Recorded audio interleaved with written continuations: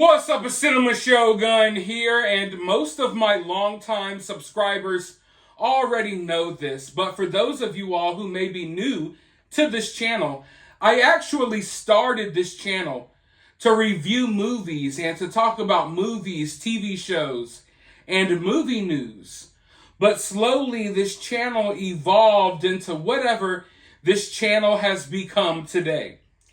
You know, when you're out and about and you're having conversations with strangers and, little talks in the grocery store line or whatever, the common question you always get is, well, what do you do for a living?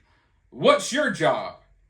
And I always found that odd because me personally, I never ask someone, hey, what do you do for a living?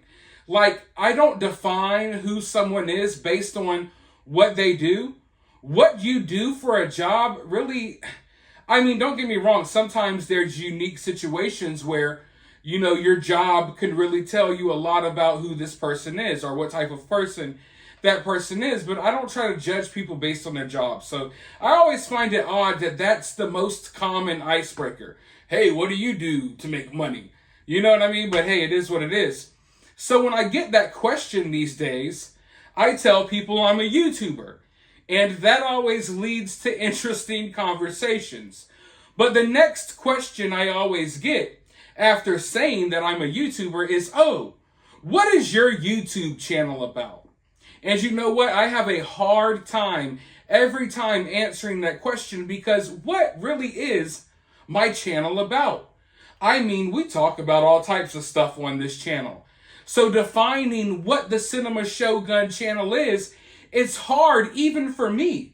So I have a question for all of you all watching this video right now. All of you all who watch my videos and enjoy my channel.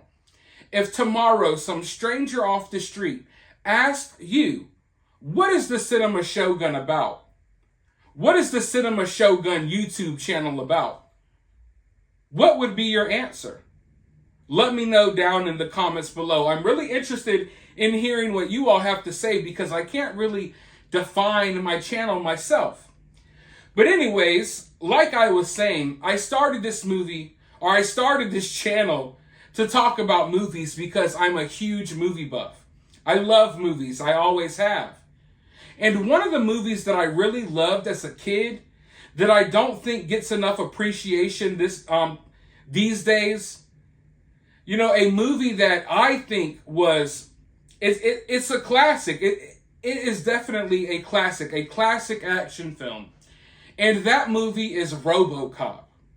I don't know, there was something so fascinating, cool, and intriguing about a half man, half robot that fights crime. But what was even cooler about RoboCop for me wasn't necessarily when RoboCop was fighting crime. It was when RoboCop was fighting other crime-fighting robots. Because then, even at an early age, you began to understand the difference between man and machine. And even though RoboCop was half machine, he was still capable of feeling human emotions. Maybe they weren't as strong as your average human being, but he understood sympathy. He understood morality, if you will. While a lot of the robot crime-fighting machines that he would go against, they did not understand the human experience.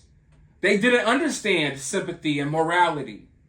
So that was always an interesting dynamic to these movies that some people don't really pick up on. You tune into the movies and there's explosions and pow, pow, fighting crime, and it's cool. But there's also a conversation to be had there.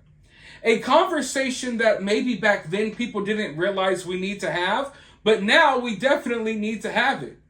Because the advancements in technology are just so crazy and we're so rapidly moving to a new world with the introduction of AI and actual real robots that seemed like nothing more than science fiction back then when this movie came out. But as a kid, you would dream to the future and think how cool it would be for RoboCop to be real one day.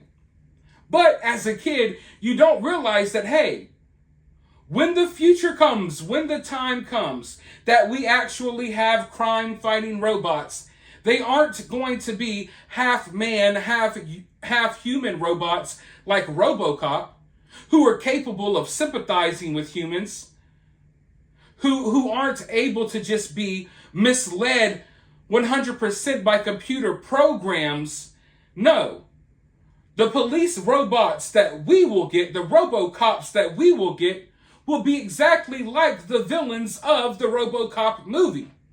Actual robots that do not understand how to be human, what it is to be human, that may take their orders and directions a little too literal, who aren't capable of dissecting delicate situations and understanding when's the time to do this or when's the time to do that. You see, there's a thin line between right and wrong sometimes. There's a very thin line, when it comes to how to handle a certain situation. You could have the same exact crime carried out just in different ways that call for different reactions. Robots don't understand the nuance to these situations. Yet here we are. The future I dreamed about as a kid while watching RoboCop, it is here. Now that I am a 31-year-old man, I turn 32 next month, and this future that I thought was science fiction that maybe would never happen, it's here. And just earlier this week, New York City rolled out some new police crime-fighting robots. I want you all to watch this clip. I want you all to watch these little videos, and then I'll be right back with more thoughts. Today, we are announcing 3 new policing technologies in New York City. The K5 autonomous security robot, the Spot Digidog robot, and the Star Chase GPS attachment system. Our job is to fight crime and keep people safe. And these tools are significant steps forward in that vital mission. We are here to get stuff done. #GSP. Remotely controlled only by trained carrier and technical assistance and response unit officers, and be deployed to assist ESU or emergency service unit in hostage negotiations, counterterrorism incidents, and other situations as needed.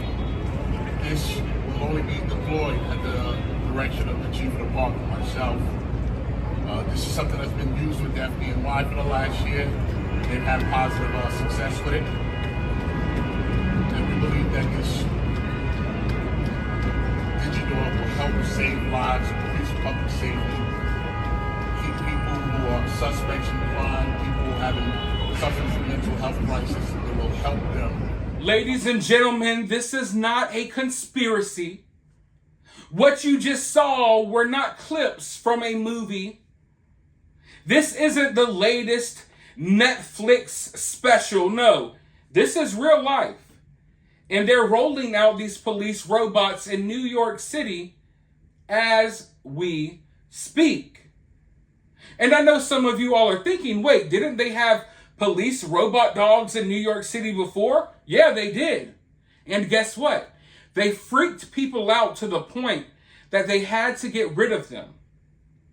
Imagine, people in New York City got freaked out to the point that they removed these robot crime-fighting dogs. What does that tell you? The people of New York are used to seeing some wild and crazy stuff. I've only been to New York a couple of times, but I can say that the sights that I saw there weren't things that we see where I come from. So the fact that even the people of New York, who are living in a basic hellhole at this point, were freaked out by these robots, I think it says a lot. So they got rid of them, but guess what? Now the new mayor, the new sheriff in town, he's bringing these robots back, and he's bringing even more than before. Let's go ahead and dive into this article so we can all understand what exactly is happening here. In late 2020, the NYPD announced the deployment of one Digidog, its nickname for a small, quadrupedal robot made by Boston Dynamics. The backlash was swift and severe. Critics cited privacy concerns, safety risks, and cost, but they hardly needed to make their case because DigiDog was creepy as hell. It went viral in the bad way almost immediately and was taken off the street within a few months. Then Mayor Bill de Blasio claimed, through a spokesperson, to be glad that they were gone. Now Mayor Eric Adams has different plans. DigiDog is out of the pound, he said on Tuesday, and now it's got a friend. In a Times Square press conference, Mayor Adams, joined by the NYPD leadership, announced the acquisition of not one but 2 new DigiDogs. Boston Dynamics Spot robots, to be specific, at a cost of $750,000. The NYPD also announced that it would be leasing a single K5 autonomous security robot for testing, with its first assignments either in Times Square or the subway station.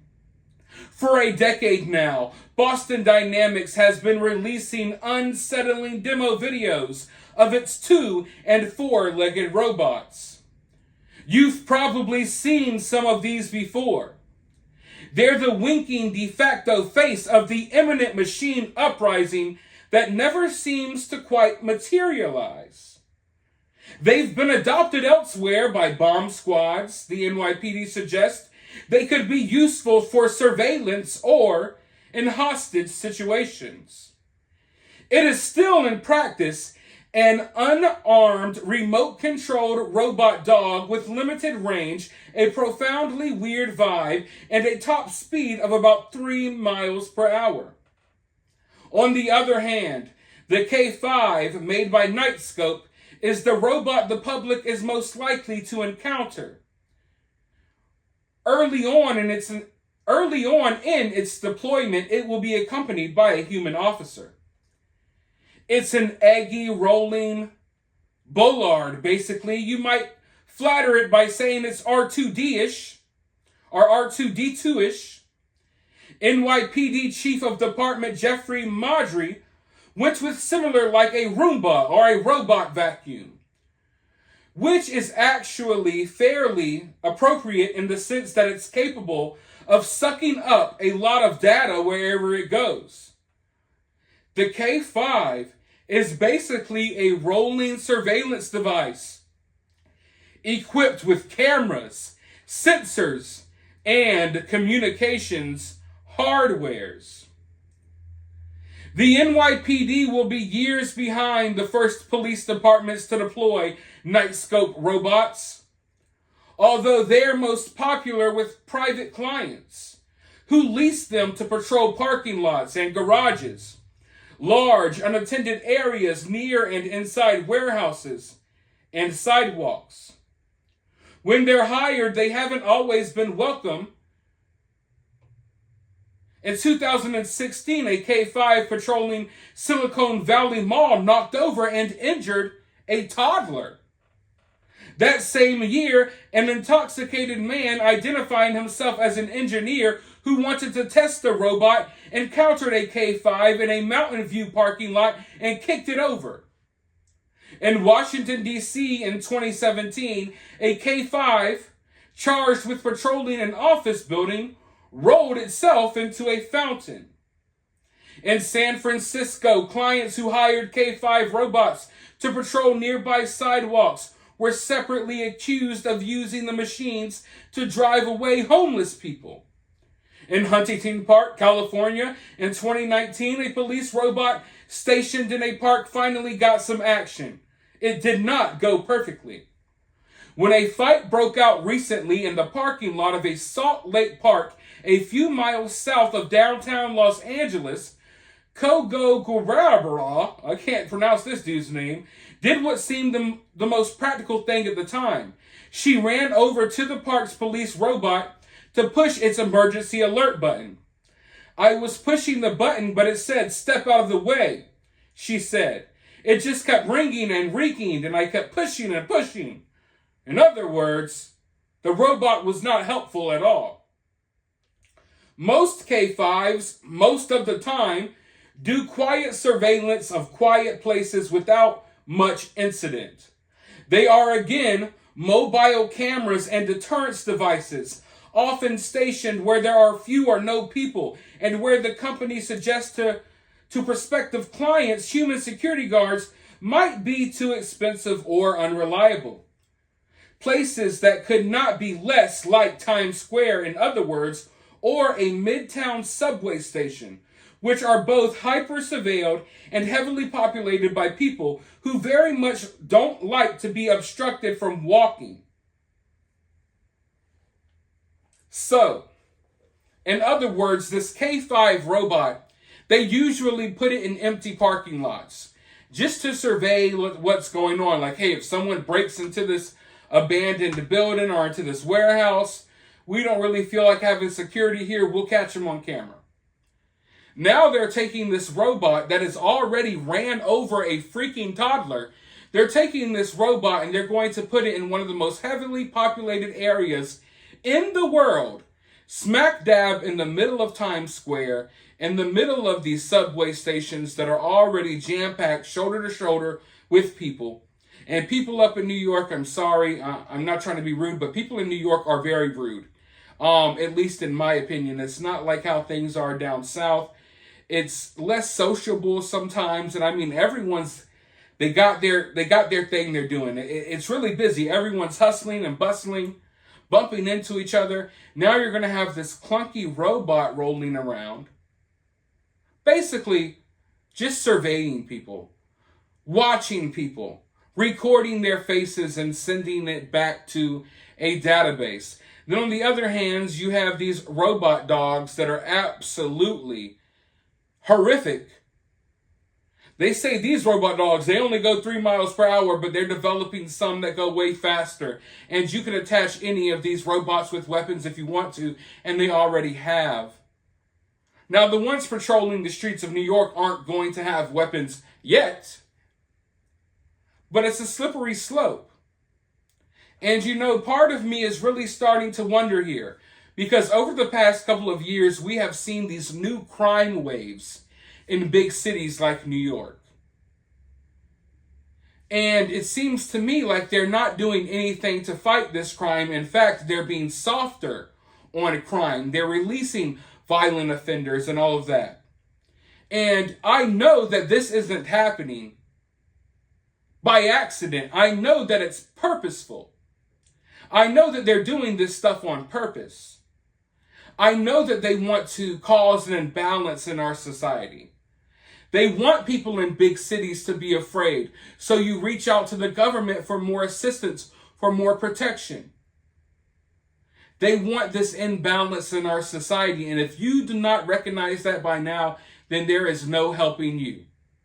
All of this weird stuff that's going on is to throw us off balance. It's to cause turmoil. So when they release violent offenders on the street the next day after they hurt someone or did something really bad to someone, it's not because they want to be lax on crime. It's because they want your cities to fall apart. So you reach out to them for guidance and for help. Because at the end of the day, these sheep will always reach out to the government for more help when things get tough. So I wonder now, how much of this new age crime wave that is being allowed to happen, you know, like the smash and grabs. We have Walmarts and Walgreens and various businesses leaving out of big cities. I think Walmart just closed down a few locations in Portland because it's getting crazy. People are walking in, smashing stuff, stealing stuff, and walking right out, and they don't go to jail. There's no repercussions. Why would anyone allow something like that? Really think about it. That stuff was not allowed. That stuff was not okay a few years ago, but now it's okay. Now you could just walk in to your local store, steal everything on the shelves, and walk right out like nothing ever happened. Not where I live, but in these big cities. That's happening every day. Why is that allowed to happen? Knowing that they have this plan to roll out RoboCops, if you will, now I'm starting to wonder how much of this is by design. Don't get me wrong, like I was just saying, I know it's by design to cause chaos, to cause turmoil, but is it also by design because they want to introduce these new crime-fighting robots?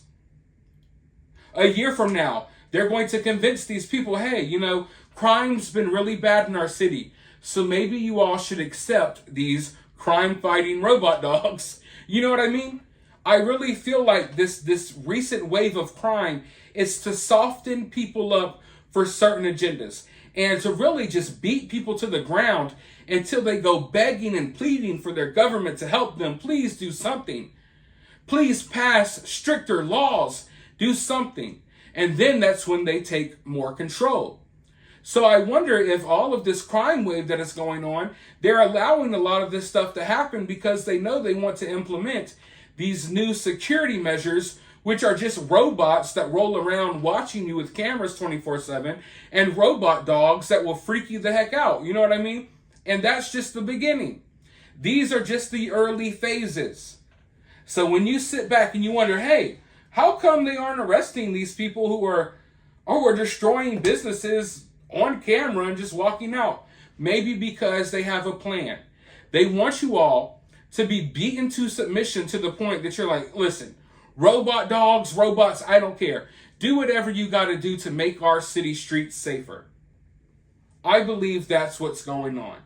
I don't believe it's a coincidence that all of a sudden these big cities are having crime waves like something from Gotham City, DC Comics Batman. Okay? They're having these sudden surges in crime out of nowhere that they're allowing, and then they come. They create the problem, and then they sell you the solution. Every time. It's every time like clockwork. So I believe one of the solutions to this modern age wave of crime is the introduction of police robots. And they are rolling them out in New York City as we speak. This is not a conspiracy theory. Regardless of how weird this may seem, these are facts. This is happening. So prepare yourself for that future. And the future is now, depending on where you live. Let me know your thoughts, though, down in the comments. While you're down there, hit the thumbs up, hit the subscribe, ring that notification bell, and I'll talk to you all in the next video.